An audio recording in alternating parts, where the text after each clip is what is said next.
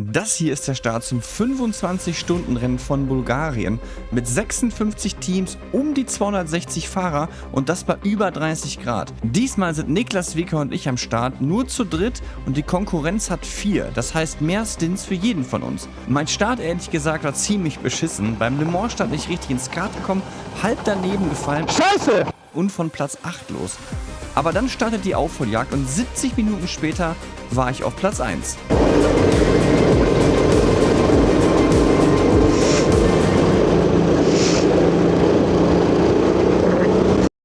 Die 25 Stunden Bulgarien bedeuten, wir racen auch 25 Stunden am Stück. Null Schlaf und alle 70 Minuten musst du Fahrer und Kart wechseln.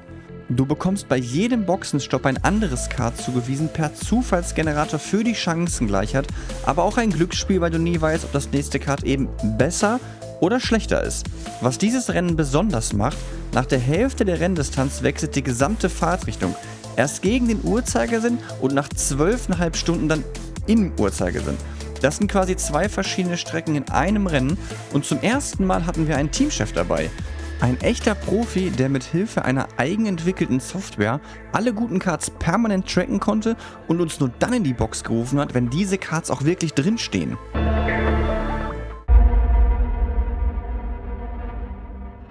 Die Strecke in Kyustendil ist Baujahr 1973 und hat eine Gesamtlänge von 1050 Metern. Solch eine Strecke ist unter uns Fahrern als Oldschool-Strecke bekannt. Der Asphalt ist älter, die Strecke schmaler als bei modernen, neueren Kursen und die Bodenwellen machen das Ganze körperlich zu einer ganz anderen Belastung. Das Kart liegt nicht sauber auf dem Belag, es arbeitet die ganze Zeit und jede Welle geht nach einigen Stunden in die Arme und in den Nacken. Vom Layout her ist die Strecke relativ flüssig. Erster Sektor ist sehr schnell, danach wird es technischer mit engen Kombinationen und noch weniger Platz. Und nach der Hälfte der Distanz wechselt die gesamte Fahrtrichtung. Deine ganzen Referenzpunkte, die du dir über Stunden aufgebaut hast, sind von einer Runde auf die andere nahezu wertlos. Also Rhythmus ist hier ein ganz, ganz großes Thema. Das war uns im Vorfeld natürlich bewusst. Bei 3 Fahrern und über 30 Grad ist das keine Strecke, auf der du dich verstecken kannst.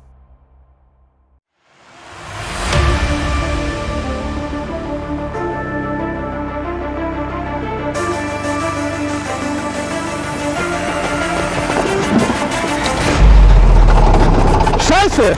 Ich war als erster drin, aber zu schnell. Aber alles gut.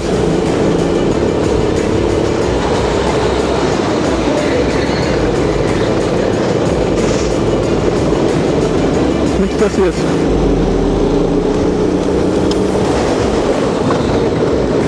Krank. Wo habe ich noch einen von hinten bekommen?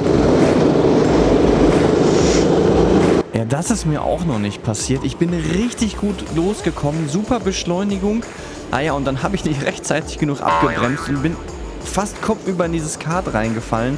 Und ich kann euch sagen, dabei habe ich mir richtig wehgetan, denn ich bin gefühlt mit 1000 km/h mit dem Knie vor diesen Sitz gerannt.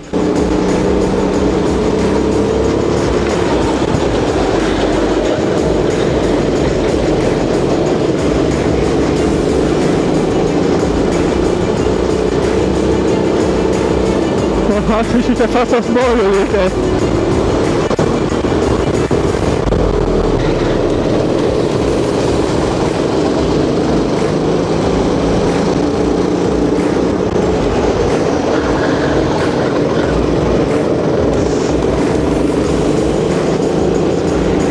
Ja, wenn ich jetzt mich abreißen lasse.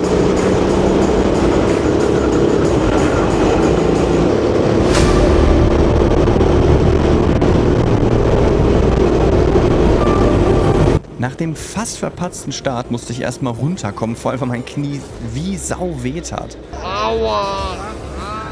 Du bist irgendwo fast im Mittelfeld, die ersten Runden sind Chaos, jeder fightet um jede kleinste Lücke, aber nach 3-4 Runden habe ich gemerkt, das Kart liegt, die Reifen sind da und ich finde langsam meinen Rhythmus. Und dann passiert das, was im Langstreckenracing entscheidend ist, Vertrauen. Vertrauen ins Kart und vor allem in die Bremse auf diesem glatten Belag. Und ab dem Punkt fängst du an, einen nach dem anderen zu überholen. Manchmal habe ich die erste Kurve genutzt, manchmal die zweite, das waren so meine Lieblingspunkte und es war ein stetiges Arbeiten durchs Feld. Und irgendwann, nach vielleicht 30 Minuten, habe ich zum ersten Mal nach vorne geschaut und gedacht, da ist noch was drin, deutlich mehr, ich will nach vorne. Wir sind mit dem Gefühl reingegangen, gegen die Top-Teams mit 4 Fahrern, mit den Karts, die wir kriegen, wird das richtig schwer. Kein Rennen ist ein Selbstläufer, denn die Konkurrenz ist in den letzten Jahren irre stark geworden. Aber bei dem Stint habe ich gespürt, heute geht was.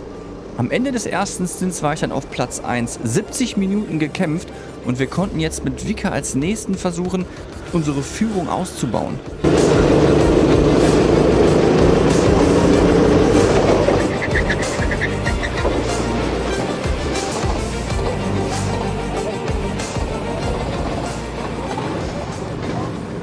Okay, also Vika ist jetzt eingestiegen, ihr habt das gesehen. Da steht er. Also wir machen jetzt den ersten Fahrerwechsel. Vika hat sich da vorne angemeldet, da ist hier dieses rote X. Und jetzt haben wir uns hier eine Linie ausgesucht, wo wir immer stehen bleiben. Weil hier ist der Monitor. Hier ist der Monitor, wo die Karts alle stehen. Und wir müssen 2 Minuten 30 in der Box bleiben. Und ihr seht, das läuft hier der Countdown nach oben. Und da die Zeitschleife weiter da hinten ist, bleiben wir jetzt da stehen. Bis 2,25. Das haben wir vorhin im freien Training ausgetestet. Und das heißt, wir fahren jetzt natürlich vor 2,30 los, dass wir bei 2,30 ungefähr über die Linie fahren.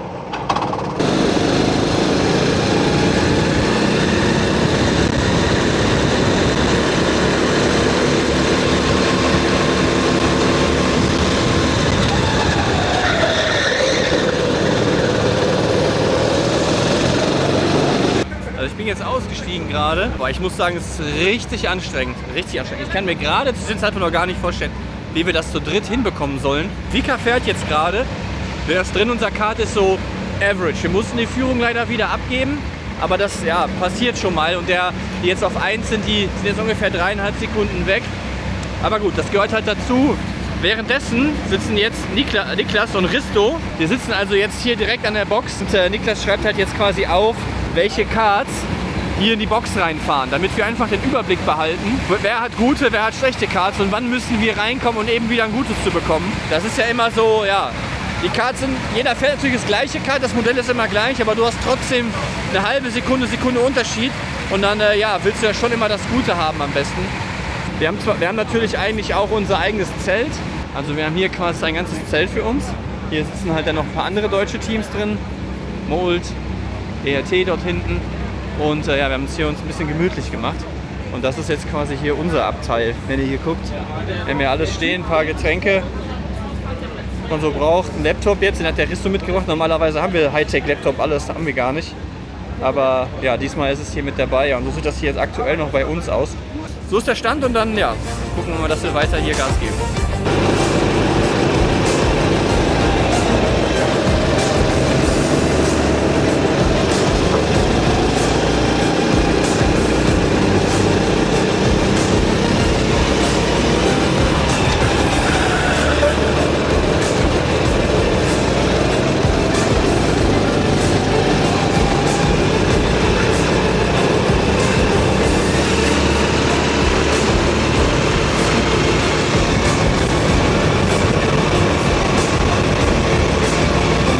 Während Vika einen richtig guten Job gemacht hat mit einem sehr schwer zu fahrenden Kart, habe ich mich vorbereitet, um in den dritten Stint einzusteigen.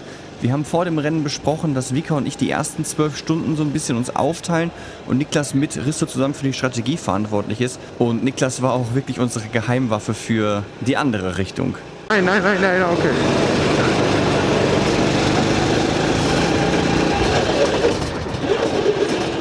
Ja, rein.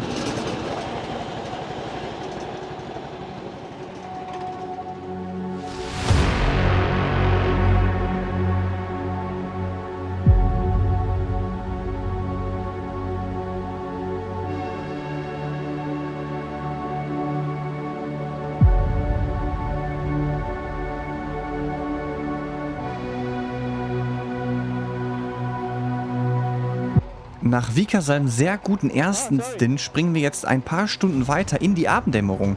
Wir haben uns einen starken Fight mit dem bulgarischen Team LVF hier auf Platz 6 liegend geleistet. Es war fast jede Stunde ein Führungswechsel, mal waren wir vorne, mal waren die vorne und hier zu dem Zeitpunkt der Aufnahme liegt LVF weiter hinten, da die einen Boxenstopp mehr hatten als wir. Das hier im Übrigen ist sozusagen unser Alleskönner. Wir haben Laptimer und Funk in einem. Ich selber habe einen Halter entwickelt, der nahezu auf alle ja, gängigen Leica-Lenkräder passt. Mit der entsprechenden App können wir hier die wichtigen Informationen während der Fahrt ablesen. Also für uns ist ja wichtig, die aktuelle Rundenzeit zu wissen und mit am wichtigsten das Live-Delta. Wir bekommen also in Echtzeit angezeigt, wie unsere aktuelle Runde verglichen zur bisherig besten performt. Dafür ist eine externe GPS-Antenne notwendig, die ich mir einfach in den Overall reinstopfe. Oben rechts habe ich die Gesamtzeit meines Stints laufen. Das ist sozusagen mein doppelter Boden, denn im Falle, dass der Funk ausfällt, weiß ich, wann die Maximalfallzeit von 70 Minuten vorüber ist. Denn wenn wir länger als 70 Minuten fahren, gibt es eben sofort eine Zeitstrafe. Zusätzlich dient uns das Handy auch als Funk. Also wir sind natürlich per Funk immer mit den Jungs draußen verbunden. Das Handy ist per Bluetooth mit dem Headset verbunden, was dann bei uns im Helm verbaut ist. Also die ganze Kabelgedönse ist im Helm integriert. Und ja, hätte mir das jemand noch vor ein paar Jahren gesagt, was man beim in Anführungsstrichen Leica-Fahren alles mitnehmen muss, hätte ich denjenigen für komplett verrückt erklärt.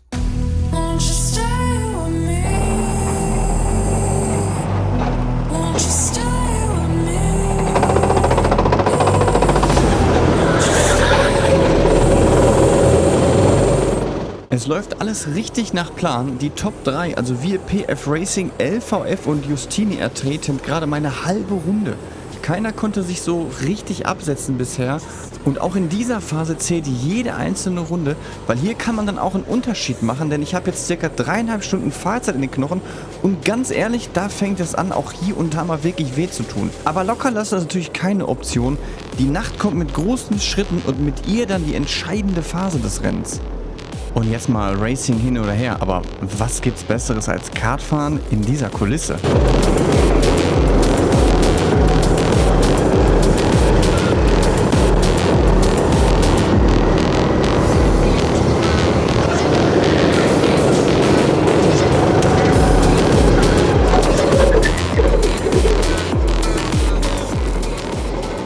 Also wir haben jetzt 9 Stunden rum. Wir sind, glaube ich, immer noch relativ weit vorne auf 1 oder 2, irgendwo da in die Ecke.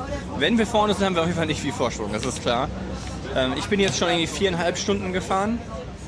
Vika ist 3,5 Stunden gefahren und Niklas fährt jetzt gerade seinen allerersten Turn. Also und der ist schon richtig schnell, obwohl er sich ja auch erstmal an die Strecke jetzt gewöhnen musste und erstmal klarkommen musste. Ist er direkt irre schnell, der Kerl. Hat bis gerade die Taktik gemacht und die Cards aufgeschrieben, das hatte ich euch ja gezeigt. Bei Vika ist der Laptimer abgebrochen. Ja, der ist abgebrochen. Wahrscheinlich sieht ihr das jetzt, weil ich am Fahren war. Beim Fahren, ja. Ja, und das war scheiße. Hatte ich so eine Runde so gefahren und habe ich da so unter meine Sitze getan, ein ganzes Stint. Ja, das war nicht gut oder so, das war scheiße zu fahren. Das war scheiße. Immer dann, wenn wir Vika anrufen mit unserem Bluetooth-Headset, dann verstehen wir ihn perfekt, aber er versteht uns einfach gar nicht. Das sind dann halt so die Probleme, die man bei so einem Rennen dann jetzt hat, ne? Weil das Risiko ist ja, wir fahren immer die 70 Minuten und ein gutes Kart haben bis ans Maximum. Wenn Vika uns dann nicht hört, wenn wir sagen Box, Box und es ist nur noch eine Runde, ja, dann kriegen wir eine Zeitstrafe. Wie ist jetzt unser Weiterplan? Was machen wir jetzt? Schneller fahren dann alle anderen, das ist das Plan. Ja, das ist immer ein guter Plan. Ja, wir müssen ja gleich, jetzt wird es langsam dunkel. Ja, das heißt, wenn ich jetzt gleich einsteige, dann ist die Sonne wahrscheinlich schon fast untergegangen. Und dann ja, muss ich jetzt auch das Visier umbauen. Das ist immer so ein bisschen schwierig, weil dann ist wieder eine Umgewöhnung. Also du musst wieder die Strecke nicht neu lernen, aber ja, für mich persönlich ist es immer schwer, das hinzubekommen, die Einlenkpunkte zu treffen, die Bremspunkte zu treffen, wenn es dunkel wird. Das ist für mich dann wie eine neue Strecke und ich habe nicht so richtig vertraut. Das heißt, ich fahre nachts generell nicht so gerne, aber noch nie. Ja, und hier sitzen nach wie vor dann noch alle Leute, versuchen halt durchzuziehen. Ne? Unser Kollege, der Risto, sitzt auch noch hier, schreibt jetzt hier alles auf. Jetzt geht es halt langsam in die entscheidende Phase vom Rennen, kann man so sagen. Also es wird langsam immer spannender. Wir machen jetzt erstmal weiter. Ich habe jetzt noch gut 20 Minuten, bis es weitergeht. Und dann ja, werde ich mal in die Nacht reinfahren. Dann könnt ihr mal sehen, wie wenig man da nicht sieht oder wie dunkel es tatsächlich ist. Also, Abfahrt. Box, Box, Box, Box, Box, Niklas, Box, Box, Box.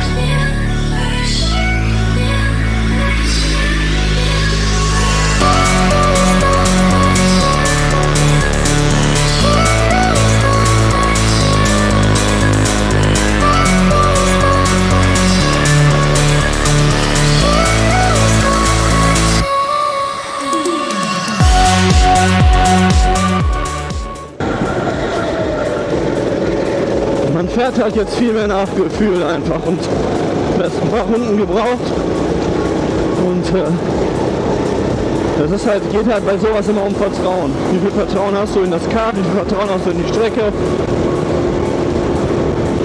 Und wenn man sich dann wohlfühlt, ja, dann geht es halt darum zu pushen, ne? Weil jetzt im Dunkeln kannst du halt Zeit holen. Das ist halt ein ganz anderes Gefühl zum Fahren. Kann man es schlecht erklären, wenn man das nicht schon mal gemacht hat. Aber jetzt, ja, ist halt die Zeit, wo du Rennen gewinnst. Und da wollen wir hin.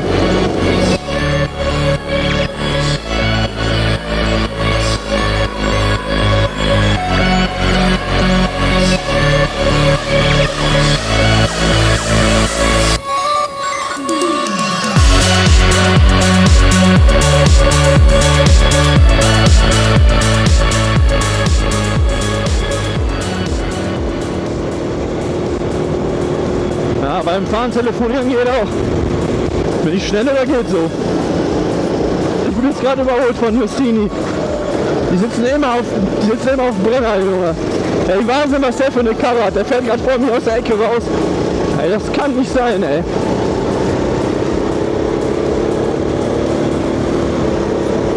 Box, okay. Ja, ich bin gerade stolziert. Ja, ich komme jetzt. Hä? Wie lange ist noch bis zum Richtungswechsel? 2 Stunden 18.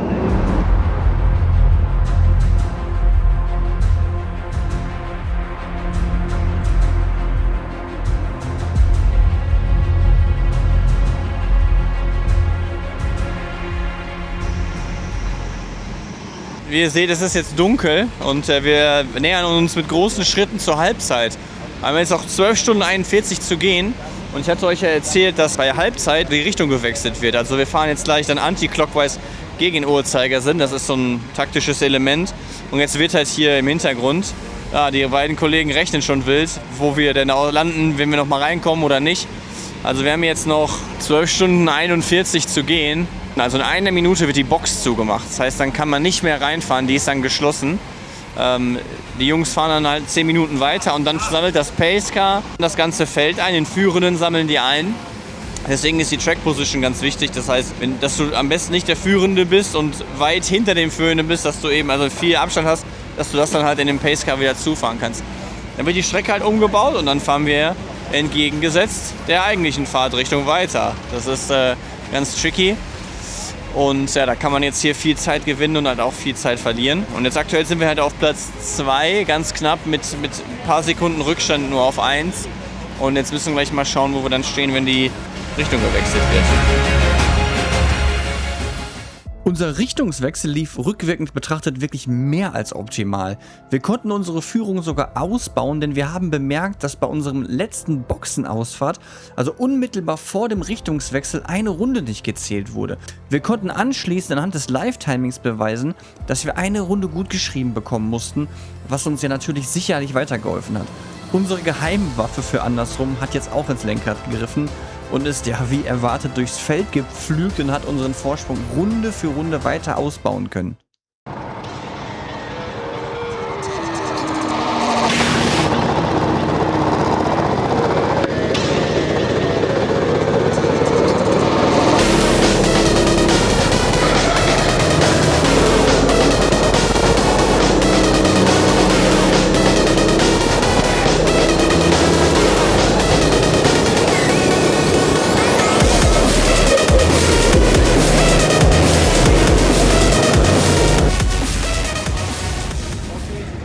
Oh Junge, ich glaube, ich bezahle für die Scheiße hier. Erzähl mal, wie war das jetzt? So nach dem Richtungswechsel, dann erster Turn in die andere Richtung, dunkel. Ja, war eigentlich okay. Hast du wohl gefühlt? Ja, schon sehr. Also ich mag die Richtung eh ganz gern und erste Kart bin rausgefahren, habe gleich gemerkt, der Dinger läuft gut. Ja. Und dann, ja, mit dem ersten war es ziemlich easy, an allen vorbeizufahren. Das zweite war dann vom Motor ein bisschen langsamer, aber ich glaube, war auf jeden Fall schneller als die meisten anderen. Ja, top. Du bist jetzt Doppelstint gefahren, also zweimal 70 Minuten. Geht gleich nochmal zweimal 70? Muss, oder? Aber geht schon nicht noch mehr. Also er ist hart, oder? So, ja. Ja. Ja, also jetzt ist Vika drin, der wird jetzt einen fahren auf jeden Fall, dann steigst du wieder ein. Musst du gucken, ob ein oder zwei. Ja. Dann vielleicht nochmal Vika und dann... Dann der Höller Dennis. Ja, kommt drauf an, wenn der Vika jetzt eine Scheißkarre hat, fährt er auf jeden Fall zweimal. Ja. Wir gucken jetzt mal, wie die Karre läuft und dann fahre ich wieder, wenn es schönes Wetter ist.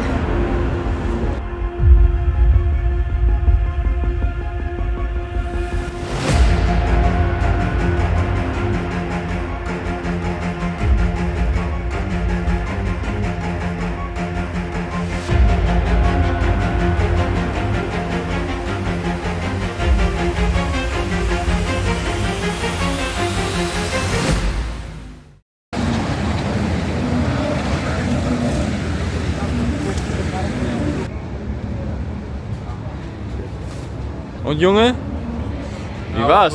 War gut. War gut? Zusammengefahren mit P2, der JVF. Ja. War gut. Ja, war schwer im Dunkeln jetzt? Nee, oder geht? Meine Hand ist schwer. Ja? Ja, Hat Niklas gerade auch gesagt, ja. Die erste Kurve so, da bummst so viel. Ja, nimmst du den Curb mit, den linken? Ja, macht jeder. Der Guillaume Fee, der hat er auch einmal genommen, der geht so Ja, okay. schon raus der Kart. Und dann langsam und rechts versuchen, innen ja, rum zu aber fahren. jede Kurve, jedes Mal, dass ich da Anders. bin, gehe ich so. Und all die anderen gehen so flat. Ja? Ich verstehe nicht warum. Nee. Zu Niklas wird jetzt vielleicht doppelt, mal gucken, wie es läuft. Ja, hoffe ich ja. Naja, und dann haben wir ein Kein bisschen... Bock mehr mit, Dann haben wir Pause jetzt. Wir bleiben dran, wir sind Erster, fast 2 Runden vor.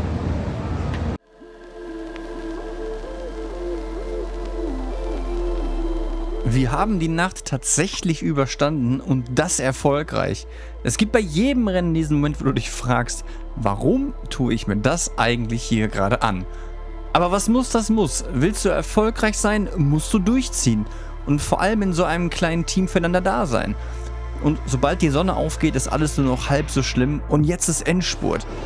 Wenn wir jetzt nicht mit einem Defekt liegen bleiben oder eine überflüssige Strafe kriegen für was auch immer, dann kann das hier echt was werden.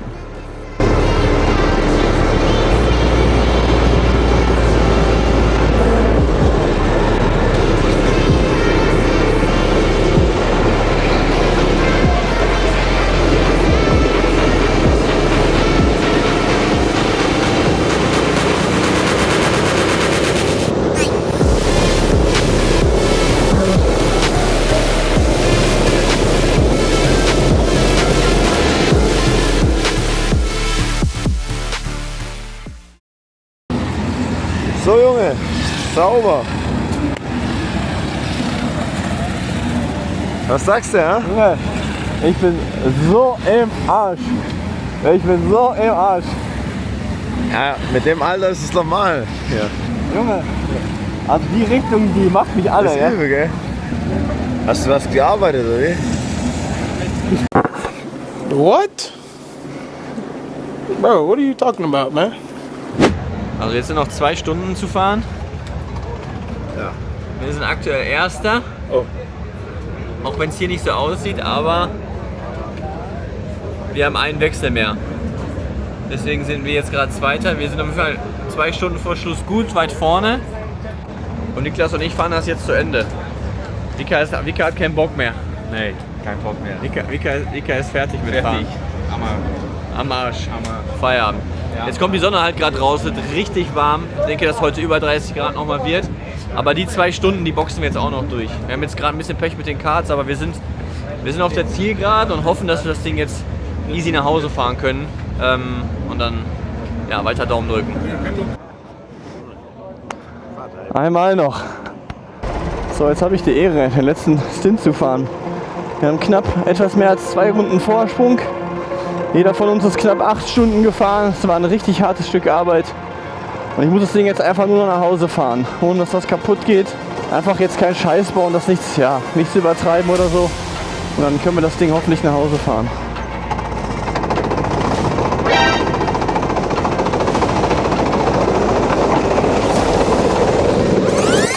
Einfach jetzt keinen Scheiß bauen, das nichts übertreiben oder so.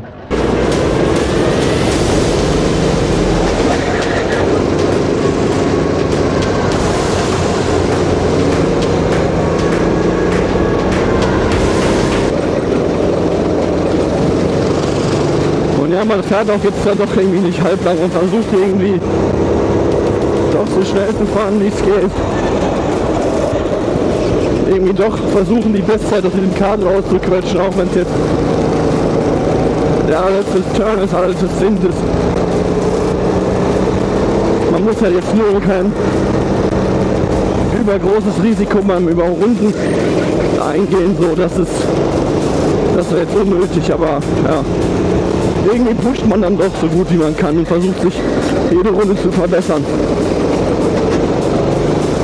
Vielleicht ist es auch das, was das ausmacht.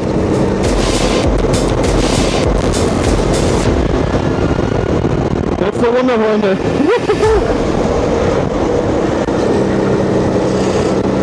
Das ist geil. Eine letzte Runde noch zu genießen. Die Rückenschmerzen genießen, die Blase an den Händen genießen. Keinen Schlaf genießen. Die Jungs haben alles so gut gemacht. Überragend. 3 Fahrer. Jeder ungefähr 8 Stunden hier in dem Ding gesessen, bei gefühlten 1000 Grad. Wirklich stark. Niklas, in die Richtung, die wir gerade fahren, einfach eine absolute Oberansage. Ich glaube, wir hätten ihm noch ein Dreirad geben können und der wäre immer noch schnell gewesen. Wahnsinn. Das ist geil. 3 24-Stunden-Rennen für mich dieses Jahr, 3 Siege. Das ist geil. Das ist ein bisschen Abstand.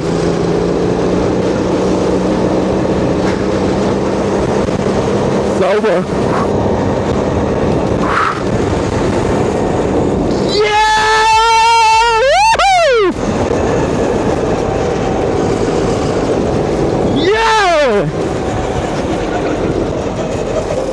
Geil, Jungs, geil, geil, geil.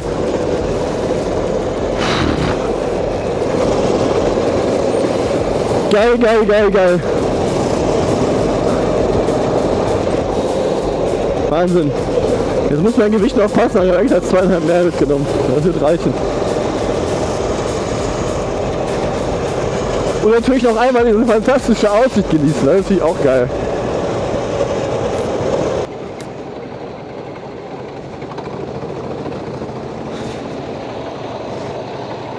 Yes.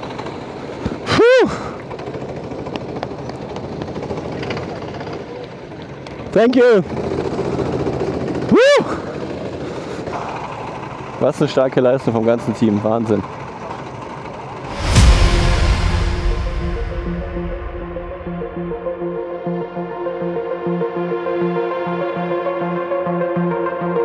Wir haben es tatsächlich geschafft, ein Sieg bei den 25 Stunden von Bulgarien. Ah ja, und was für einer. Der wird für sehr lange in Erinnerung bleiben und ja, es war nahezu ein perfektes Rennen von uns.